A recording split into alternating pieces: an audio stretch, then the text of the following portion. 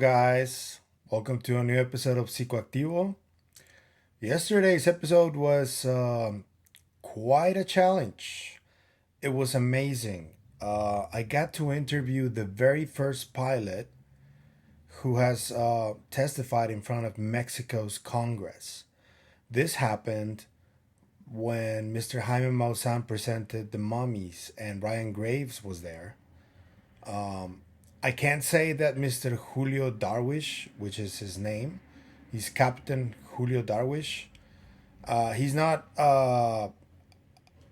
He's not a Navy pilot. He's not a military pilot. He's a commercial pilot, but he has made a massive effort of joining many pilots. That includes military pilots to try to film as many UAP as possible here in Mexico.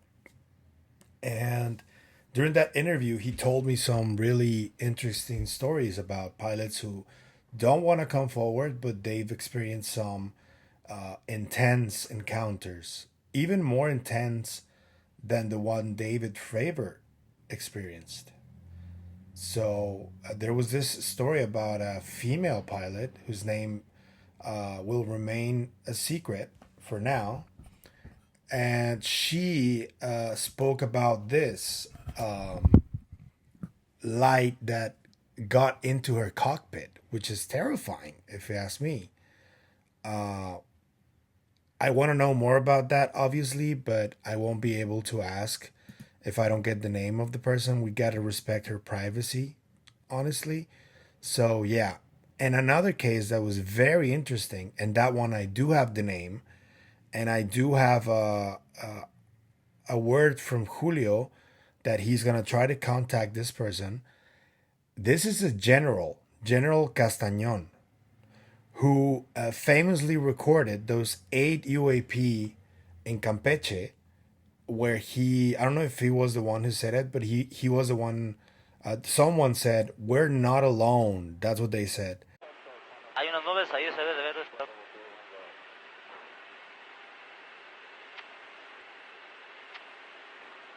Pero, a ver, busquen eso que viene atrás de nosotros. ¿Ve cómo se ve? Se ve como en dos faros. Viene como a las 7, 8 de la posición. Lo raro es que trae una punta adelante. Un puntito adelante. A ver, ¿qué tenemos? Nada, señor. A ver, permítame, déjale busco. ¿Y nosotros? Comandante, ¿qué es eso? ¿Qué distancia más o menos lo tenías, Telles? Oye, a ver, abusados, es como... Ahí van más, siguen más atrás. Son 10, 11 objetos. Son muchos objetos. Afirmativo. Aquí van. Va, uno. Y ahí van los atrás. Siguientes. ¿Qué es eso, Dios mío? ¿Se anda correteando? ¿Qué es eso? A ver, trata de enfocar. Máximo. Ok, no dejes que los dejes atrás. Ok. Van. Sigue ese, no lo dejes, No, Telles. van todos, van aproximadamente como 10. Como ¿Ya lo dio? 4. ¿Ya lo dio? Y van pasando. Tú manejas, no lo Varios, pierdes. Sí. Ahí van. 3, 4, 5, 6. Son 6. ¿Abajo o arriba o arriba? En medio ahí van. Ahí van a ir 1, 2, 3, la misma 4, altura. 5. Qué barbaridad, Ahí se van a ver bien. Y van a una velocidad, pero... 1, 2, 3, 4, 5, 6, 7, 8 en la pantalla. Síguelo, no lo cierras. ¿Están a la misma altura, Telles? Afirmativo. Poquito, Arribita. arriba. 8, 9, 10, 11 contando toda la cola. 2, 4, 6, 8, 10, 11. Ok, no sabemos qué estamos viendo, son unos objetos nada más luminosos que vienen a la misma altura que nosotros, pero no podemos saber qué distancia. ¿Por qué nos vienen siguiendo? And they had been following these 8 UAP, 8 information, 8 massive balls of light. And that case is one of the most famous in recent Mexico history. And it hasn't been debunked. I don't think it will, to be honest with you. and I'm trying to get General Castañon on the show. Julio told me that he was going to reach out and tell him about the work that I'm doing, and he seemed very confident that it would happen. But the conversation with Julio took a really nice turn because he's very connected to the study of old civilizations and wise people from a specific area. He's been visiting Bolivia for a while, and he's been looking at stuff that is really hard to comprehend. He's been looking at, he told me he saw this kind of like monument that had some writing of the people from the natives from that area in Bolivia, but also it had Sumerian scriptures in there. Sumerian. That's amazing. He said it in the podcast, but we spoke in Spanish. And that brings me to today's video. I want to talk about the competition that is taking place between Mexico and the United States and other countries too, right? But since we're neighbors, I live in Tijuana, I'm Mexican, there's this competition going on in terms of disclosure. And I've noticed that this is happening for sure. So the people in the government who are doing this control disclosure process, yesterday we had Colonel Karl Nell speaking at the SALT conference, saying some outrageous stuff, which were already said by Dr. Gary Nolan at the same setting last year. And Dr. Gary Nolan is also a very credible individual, but he's not in the military and he didn't hold the positions that Karl Nell did. Nell worked for, aside from his government work, he worked for Lockheed Martin, Northrop Grumman, and other aerospace companies. Those two alone should tell you more than enough of how much Karl Nell knows.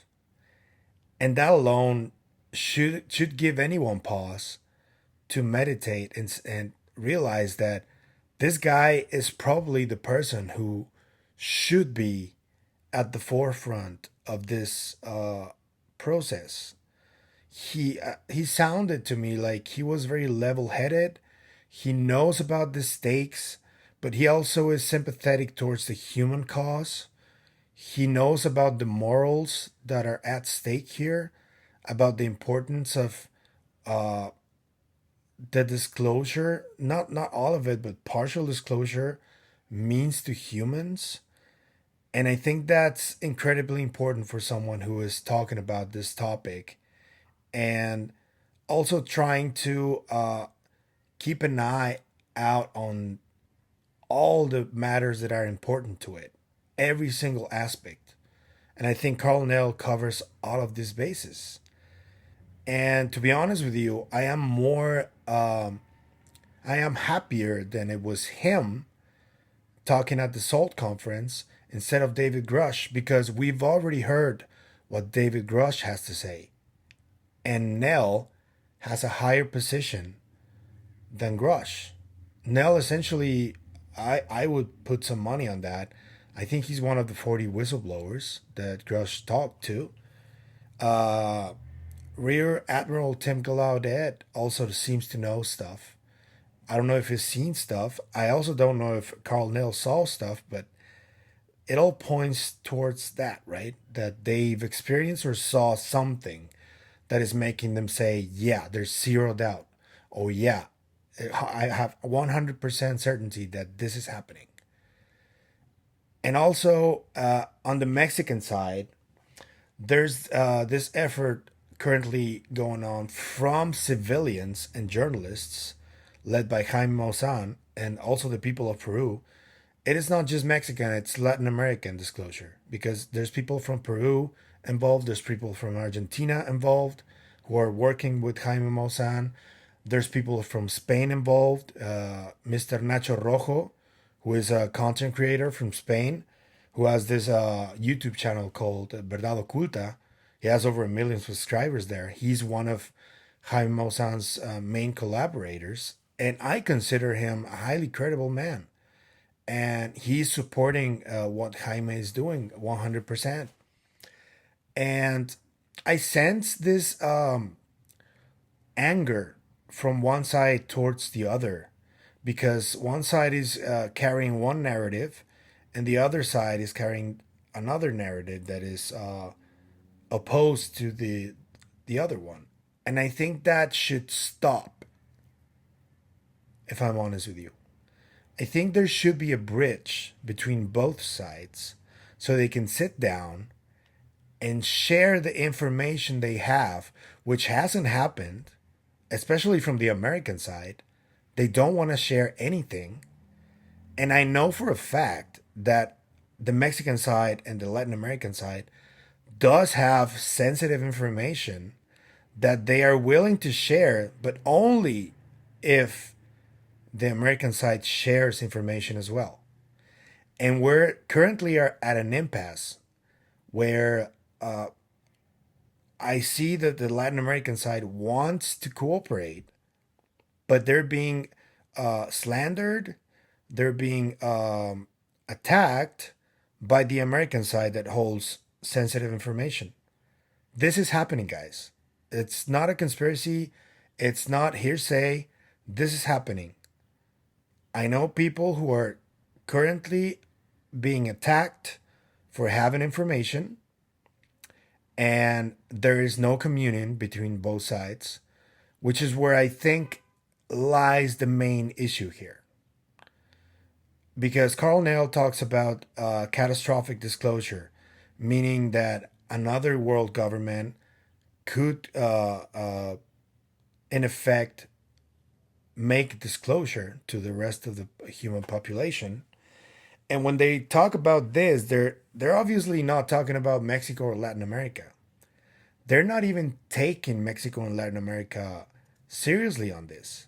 And I don't know if they know the information they have, but I find that really troubling, to be honest with you. When Karl Nell talks about catastrophic disclosure or potential disclosure from an outside government, they're referring to Russia and China specifically, because they're rival countries, which is stupid in my view. Oh, there are some balloons for you. And I think that this needs to stop. It is for the benefit of the people that all countries that have information about the UFO phenomenon that may be sensitive needs to be shared amongst everyone. Because that is the only way that we can be united against whatever this is. Karl Nell was very specific about it. He's not willing to give up on the idea that these UAP or this phenomenon isn't hostile. It is possible that it is hostile.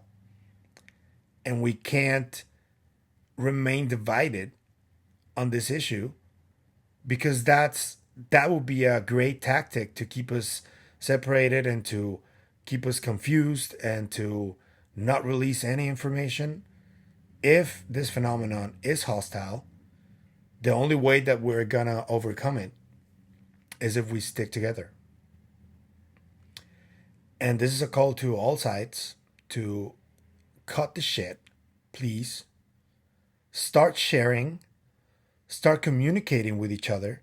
If you have problems with each other, please talk it over like adults. Instead of going on vitriol rants or ad hominem attacks against each other or op-eds against each other, we're on the same side, guys. We believe that this phenomenon is real. Why the hell are we fighting? Why the hell are we keeping stuff from each other? We can't keep doing this. Please understand. This is detrimental to humanity. What you guys are doing. Stop it. Cut that shit out right now, please. Okay? We just want to cooperate. Please understand. Oh, And by the way, I want to thank everybody who has been commenting on my videos and being really nice. Also, some comments that haven't been so nice, but they haven't been insulting. They have been challenging. They have questioned some of the stuff that I put out, and that's completely normal. I always embrace debate as long as it's respectful. So thank you guys. I'm going to ask you to please like, comment, subscribe, share if you can. If you find any value in this content, please share. This is incredibly amazing. I am really humbled by the response I'm getting from people. I am trying to get an interview later today and with a film director.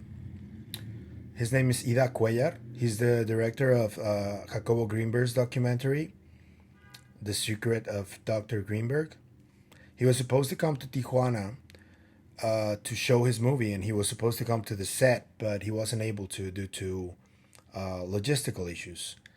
But he agreed to talk to me soon. I don't know if it's going to be today or tomorrow or during the week, but we will talk on Zoom, and I'll put up that interview as soon as I can. I'm going to try to do the automatic subtitles again and see how that works.